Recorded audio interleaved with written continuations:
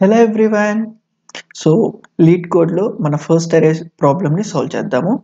And ఇది వచ్చేసి question number 1929 concatenation of arrays. And ఇది very similar to merge two arrays ప్రాబ్లమే.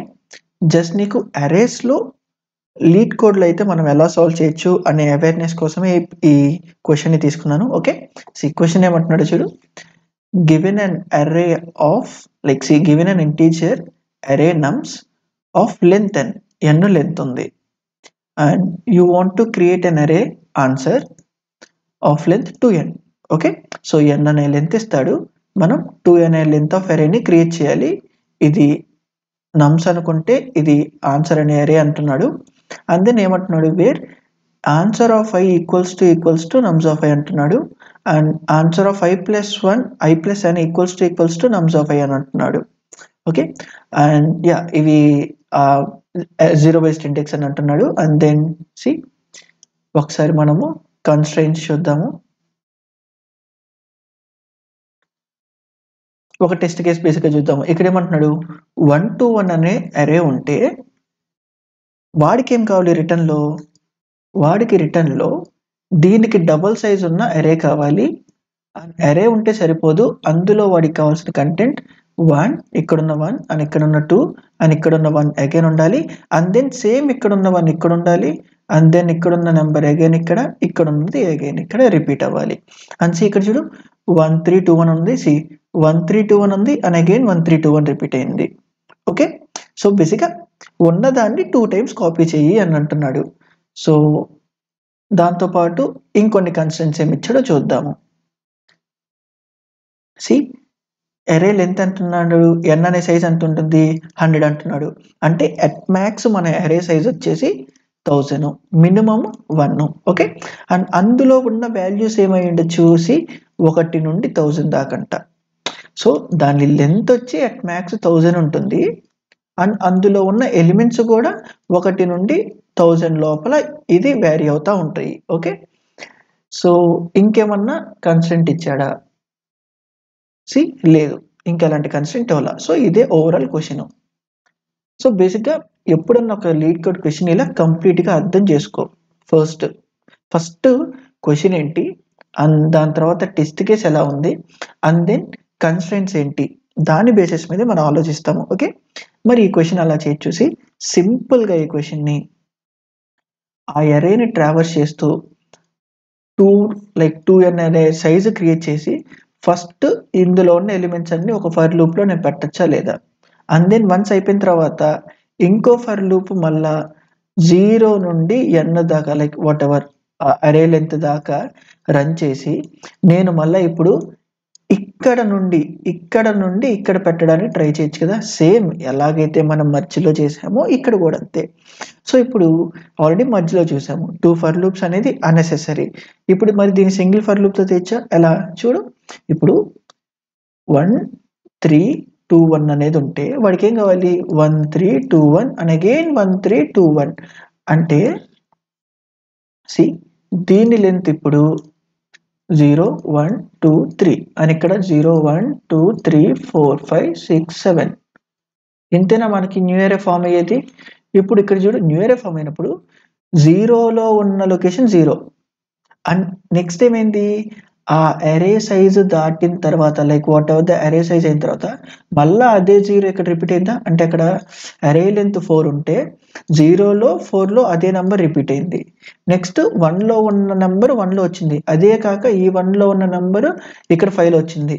Next 2లో ఉన్నది 6లో వచ్చింది. ఆ నెక్స్ట్ 3లో ఉన్నది 3తో పాటుగా 7లో కూడా వచ్చింది. నెక్స్ట్ 4 ఉంటే 8. అంటే ఇక్కడ వాట్ ఎవర్ ద ఇనిషియల్ అరే సైజ్ లెంత్ ఎంత ఉందో నేను initial 1 2 3 and so on plus ఆ అరే సైజుని యాడ్ చేస్తే ఇక్కడ అప్డేటెడ్గా పెట్టాల్సిన పొజిషన్ అయినా నాకు వచ్చేది. సో అప్పుడు నేను డైరెక్ట్గా ఒక ఫర్ లూప్తో సేమ్ మధ్యలో ఎలా చేసామో ఇది కూడా అంతే. ఒకే ఫర్ లూప్తో 0 నుండి అరే డాట్ లెంత్ దాకా రన్ చేసి ఇప్పుడు ఇక్కడ చూడు నమ్ ఆఫ్ ఐలో ఉన్న కంటెంట్ని ఆన్సర్ ఆఫ్ ఐలో పెడతా.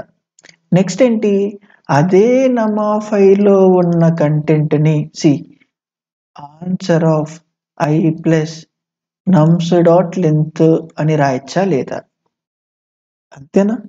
ఇప్పుడు చూడు, 0 అయితే 0 ప్లస్ నమ్స్ డాట్ లెంత్ ఇక్కడ కూడా అంటే నమ్స్ ఆఫ్ ఐలో ఉన్న కంటెంట్ అనేది 0లో రావాలి, 4లో రావాలి. నమ్స్ ఆఫ్ 1లో ఉన్నది 1లో రావాలి, 5లో రావాలి. దీన్ని ఇప్పుడు కోడ్ చూద్దామా ఎలా రాయాలో. అండ్ ఇది ఈజీ క్వశ్చన్ కాబట్టి నేను డైరెక్ట్గా ఇక్కడ రాస్తున్నాను. అండ్ నెక్స్ట్ నుండి మనము ఆబ్వియస్గా ఫస్ట్ మన ఐడిలో టైప్ చేసి అండ్ దెన్ ఇక్కడ వద్దాము, సో దట్ నీకు ఇంకొంచెం లైక్ అక్కడ ఏమైనా చిన్న చిన్న మిస్టేక్స్ ఉంటే రెక్టిఫై చేసుకోవచ్చు. ఇప్పుడు ఇక్కడ నేను డైరెక్ట్గా ఆన్సర్ అని న్యూ ఇంట్ ఆఫ్ ఎంత కావాలి నాకు, అరే సైజ్ ఎంత ఉందో అంత 2 into కావాలి. నమ్స్ డాట్ లెంత్ అని రాసి అండ్ దెన్ ఇక్కడ it I equals to 0 I less than nums dot length దాకే కదా. ఎందుకు array dot length answer dot length అని చెప్పట్లేదు కదా ఎప్పటికీ నువ్వు. ఎందుకు నేను రన్ చేయాల్సింది నమ్స్ రేంజ్, ఆన్సర్ రేంజ్ కాదు ఇక్కడ. ఇప్పుడు చూడు, ఆన్సర్ ఆఫ్ నమ్స్ ఆఫ్ ఐలో ఉన్న కంటెంట్ని ఆన్సర్ ఆఫ్ ఐలో పెడతాను. దాని తర్వాత ఏం చేయాలి, నమ్స్ ఆఫ్ ఐలో ఉన్న కంటెంట్ని మళ్ళా answer of I plus nums dot లెంత్లో పెడుతున్నాను. అండ్ ఇక్కడ లాస్ట్లో ఏం చేయాలి, ఇది ఫంక్షనే కదా, ఇది ఫంక్షనేనా, అందులో నాకు ఇన్పుట్ నమ్స్ అనేది ఇచ్చాడా అంటే ఈ ఒరిజినల్ నమ్స్ ఆడేస్తున్నాడు కదా, నేను అలాంటి డేటా క్రియేట్ చేయక్కర్లేదు కదా. అని వాడికి కావాల్సింది ఏంటి, రిటర్న్ టైపు అరే టైపు, అరే ఆఫ్ ఇంటీజర్ టైపు. నేను నాకు ఫైనల్ ఆన్సర్ ఉండే ప్లేస్ ఆన్సర్లోనేనా, మరి అదే టైపు అరే ఆఫ్ ఇంటీజర్ టైపేనా. సో నేను ఇక్కడ డైరెక్ట్గా వన్స్ నా కంప్యూటేషన్ అయిన తర్వాత రిటర్న్ ఆన్సర్ అని రాయచ్చా లేదా.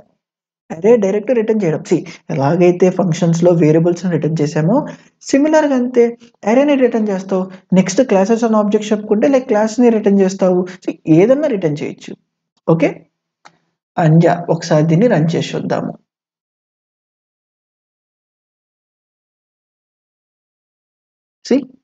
అండ్ ఒకసారి సబ్మిట్ చేసి చూద్దాం. లేదు నాకు 2 ఫర్ లూప్స్తో చేస్తాను, నాకు అది కొంచెం ఈజీగా అనిపిస్తుంది అంటే ఓకే క్యారీ ఆన్. 2 ఫర్ లూప్స్తో చేస్తే ఏమవుతుంది, 2 ఫర్ లూప్స్ రాస్తావు కాబట్టి నువ్వు 2 times ఇక్కడ అరే సైజ్ ఎంత, ఓకే అరే సైజు n అనుకుంటే ఇప్పుడేమవుతుంది చూడు, నేను n times రన్ చేస్తున్నా, ఆ n timesలోనే నేను డేటా పెట్టేస్తున్నా. నువ్వు 2 times రాస్తే ఏంటి, n time ఒకసారి ఫస్ట్ కాపీకి అండ్ దాని తర్వాత ఇంకో n time సెకండ్ కాపీకి, టోటల్ నువ్వు 2n రాస్తున్నావు. ఇప్పుడు ఏమైంది, బిగ్ ఆఫ్ n. మరి ఇదేమైంది, ఇది కూడా బిగ్ ఆఫ్ n. ఎందుకు, మనం చేసే అనాలిసిస్ అప్రాక్సిమేట్ అనాలిసిస్, ఫిక్స్డ్గా లేకపోతే పర్ఫెక్ట్ అనాలిసిస్ కాదు కదా, కాబట్టి రెండు ఒకటే. ఓకే డోంట్ వరీ, నీకు ఆ ఐడియాలజీ వస్తే అదే రాయి. ఓకే అండ్ యాజ్ యూజువల్గా అదే సేమ్ కొన్ని మనం ఇప్పుడు పైథాన్లో చూద్దాము.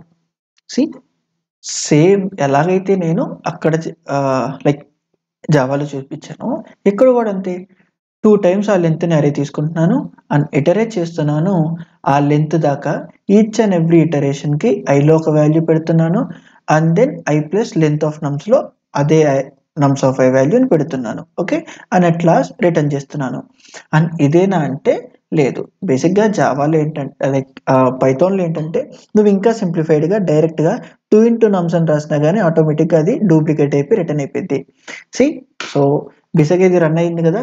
అండ్ ఇప్పుడు నేను డైరెక్ట్గా ఇక్కడ రిటర్న్ 2 into nums అని రాస్తాను అండ్ దెన్ అగైన్ ఒకసారి సబ్మిట్ చేస్తాను అండ్ యాక్సెప్టెడ్. సో బట్ బేసిక్గా ఇనీషియల్ టైం వరకు నువ్వు ఇలాంటి ఈజీ అప్రోచెస్లో వెళ్ళకు. సో బేసిక్గా జావాలో అఫ్కోర్స్ పైథాన్లో అన్నీ సింప్లిఫైడ్గా ఉంటాయి, బట్ నీ లాజిక్ బిల్డింగ్ అయ్యేంత వరకు ఇనీషియల్ స్టేజెస్లో లూప్స్ వాడడము, సో ఇలాంటివే ఆల్మోస్ట్ అలవాటు చేసుకో. ఓకే బట్ వన్స్ నీకు ఆ పేసెడ్ అయిపోయిన తర్వాత ఆబ్వియస్గా నీకు పైథాన్లో ఉన్న ఈజ్ ఆఫ్ నెస్ని నువ్వు వాడుకో, అది ఇదేముండదు. So that's it for this video. Thank you.